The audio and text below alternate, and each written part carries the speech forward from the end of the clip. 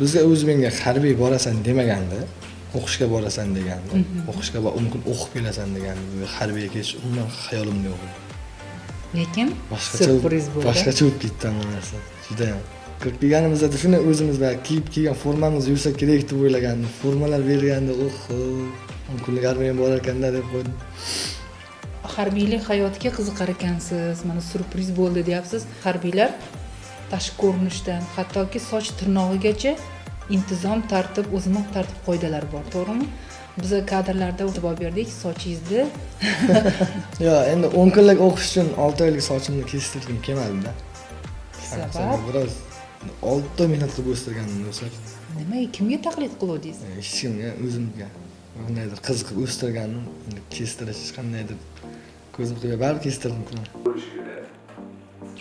Nimaydi? Bunga odatiga olmoqchi. Meni ta'til ustiga olmoqchi. Nima deyapti? Bunda sochim oldirmaydi. Bola sochib olishi sabab biz harbiy qismdamiz. Harbiy xizmatchi o'zini sochi bilan, o'zini yetkasi, kiyimi, kiyinishi bilan madaniyatini o'z farq qiladi.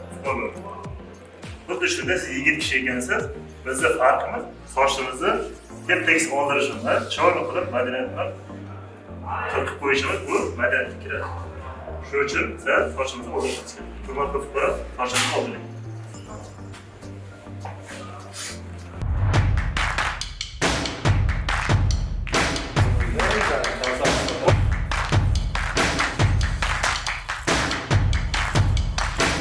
Aldab olib tashladilar. Yoqdimi? O'zimgami? Hozir yoqadi. Endi nima farqi yo'q endi. Olib tashladik va o'stiramiz.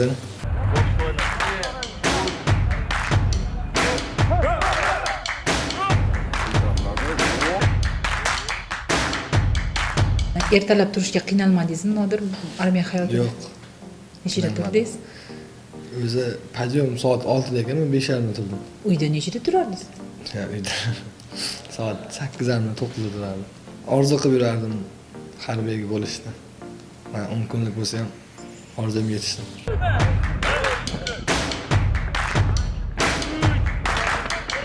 Nimalar ko'ra oldingiz harbiylarda? Tinchligimizni ko'rdim. Shunchalik darajada. Kuni bilan tub onalar ko'tarib yurishdi, o'zi bo'lmaydi.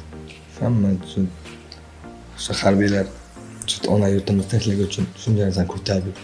O'zimga ham shunday shijoat tug'ilyapti, iloji yo'q-da. Nega? Sog'lig'imdan ammo Mana loyihada qatnashib 10 kun bo'lsa ham sizning orzungiz amalga oshdi, to'g'rimi? Shunday. Demak, har doim nima qilish kerak ekan? yaxshi niyat qilish kerak faqat. Prezidentimizga rahmat. Shuncha narsa qilib beryaptilar. Ko'chada yurgan bekorchilarni ham sizga olib qo'ydi mana. 10 kun bo'lsa ham harbiy xizmatni ko'rsin deb. Onangiz rozi bo'ldilarmi mana shu loyihada qatnashishga? Ha, onam o'zi jo'natdi. O'zi Ona jo'natdi. bormayman, qo'ying shu loyihani. Siz o'zingiz qiynalasiz, men shu To'g'in akada boraman dedi. Siz bitta olib beribman, ha kelgan. Onangiz nomerini bilasizmi? Ha. Sen gaplashing. Bemalol. Oyijon deb gromkaga qo'yib gaplashing.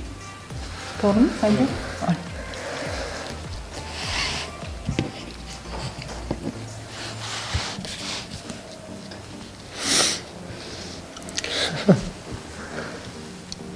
Xayolga sig'maydigan, o'ylab ko'rmaydigan, tushga kirmaydigan narsalar bo'lyapti.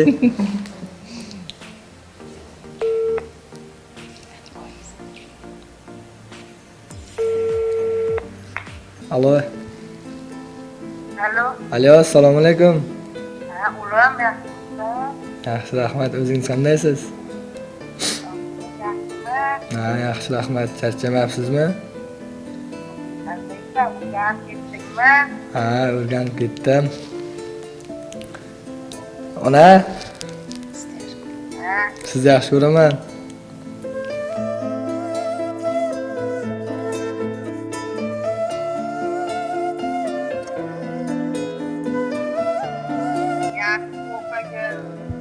Men uyga bormayman. Nega? Bir oylikda qolaman shu yerda. Sharoitlar dahshat ko'paylar, Oqqol uramga. Yo'q, sharoitlari zo'r deyman. O'qib yaxshi palov qo'ygan.